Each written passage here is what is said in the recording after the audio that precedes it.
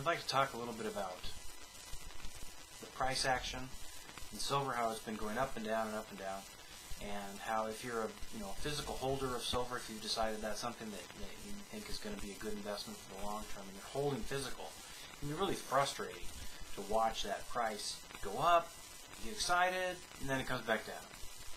And it goes back up, and then it goes back down. That can be nerve-wracking, to say the least. But there's a way, and I don't know about in other countries, but in the United States, to take advantage of that fact, that it's going up and down. What I use is, I'll just tell you what I do, and then you can judge for yourself if you think it sounds like a good idea. Basically, I have an IRA account.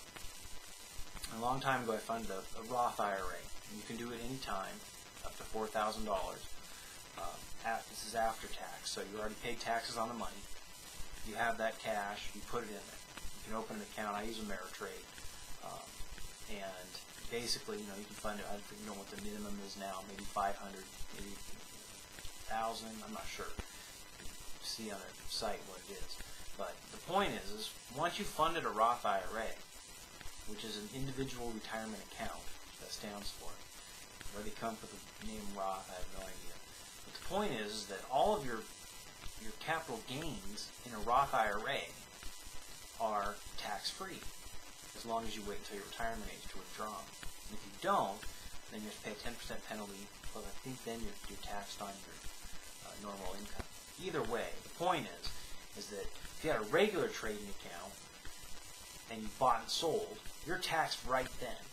Okay? As soon as you have gains on a stock, you've got to pay taxes on it. So you've got to make a really good return in order to get a normalized, decent return. But in a Roth, you can buy and sell as many times as you want, and every time you sell at a profit, there's no taxes on that.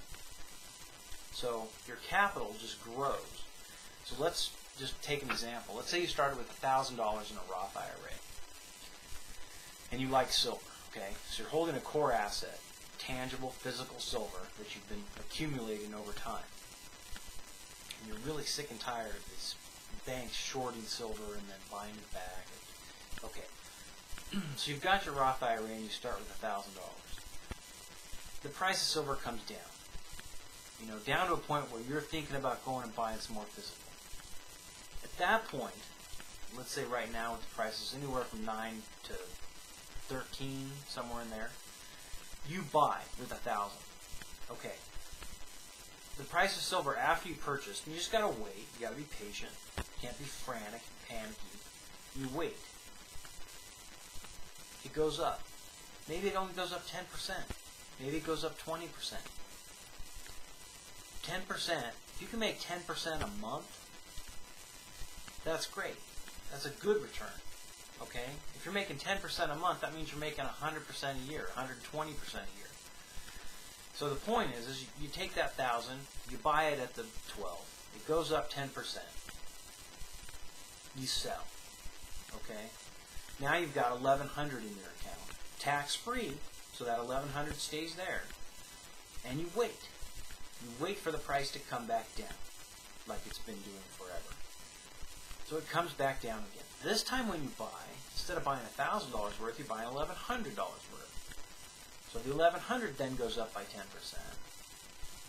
You pull that money out when it gets to a reasonable appreciation rate, 10%, 20%, whatever you want to use. Don't be greedy. Don't wait for it to go to 50 to get out. That doesn't work. And that's why you have the physical on the side. If it goes to 50, that's where that's when you got some profit on the side there. But the point is, you just play that little spread up and down in a Roth IRA, and it's tax-free. And the way you do it with silver is they've got this silver ETF, which is a fund basically where supposedly they're buying silver and putting it in a vault when people invest in it, and that's what you're buying into. So the nice thing about it is it's really liquid. There's no problem getting in or getting out. When you execute a sell or you execute a buy, it's filled almost instantly. So I only use limit orders myself because that you can use market orders if you want. If you're not familiar with the whole thing, if you can click a mouse okay, and you can count, then you can do it yourself. Now, you should, talk to a financial planner, make sure that you can get a Roth IRA, number one, because if you make more than $100,000 a year, you can't contribute to one. The most that you can contribute in a year, I think, is $4,000, maybe $5,000, depending on age. You can't pull the money out until you're 59 and a half, I believe, is when you can start. But you look into that and make sure that's exactly right. But my point is, you can pull it out early. You have to pay a penalty. I think it's 10% plus maybe your normal income tax rate. So either way, the reason that this is such a good opportunity if you can get one is that that capital base compounds tax-free, and you can sit there and manage your own account without letting some buffoon do it that is going to invest you in WorldCom or Enron or a feeder fund for Madoff, whatever they're going to put your money in. If you know what it is you want to buy, and you know that you've got a tangible physical asset on the side to back you up in case the price goes through the roof, and you missed it, right? I mean, obviously, if the worst case scenario, let's say you buy it at 12, thinking it's going to go up, and it drops to 8, right? Oh my gosh, what do? Well, when that happens, and to me, if that ever goes down that far, you don't sell, okay? Number one, you don't sell the Roth account. You hold that position. Just leave it in there. It's not going to go to zero, right? I mean, can it really go to zero? When you have the price down that low, then I'd go buy physical and add to my stock, and wait. Wait for the price to come back up. Once you get your return again, sell it, repeat, and you just keep doing that. I mean, realistically, you could see, gains of 100% a year on your Roth account while your physical pile of silver just sits there and, has your back, basically. So, again, this only works in the United States. I don't know, you'll have to look into other countries, what type of retirement accounts they have, and if they offer something like that. And, a lot of people are going to say, but SLV's a joke, they don't have the silver. And to be honest, I don't really care, because if you're playing with monopoly money, which is what we're playing with, then wouldn't you just want to have more monopoly money than the other guy? So that's it. Again, I talk to a financial planner and ask them about it. Maybe you can roll over your 401k. You will have to pay some taxes if you do that, because that's pre-tax. Same thing if you have a traditional IRA and you want to roll it into a Roth, you're going to have to pay some portion because that was all pre-tax money put into your account, versus a Roth is after-tax money that you're going to put in.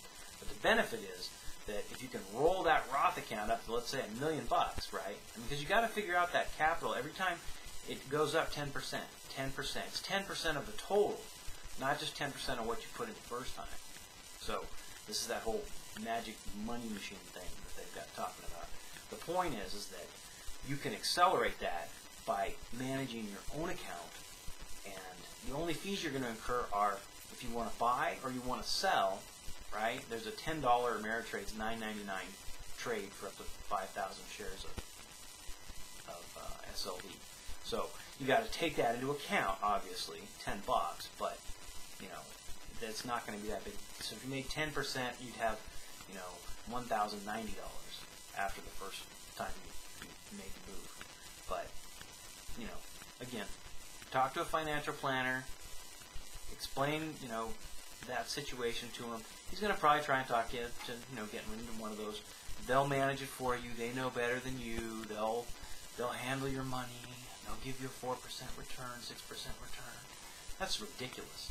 6% return? I mean, think about that. You'd make 10% in just the last month. You'd probably make 40%.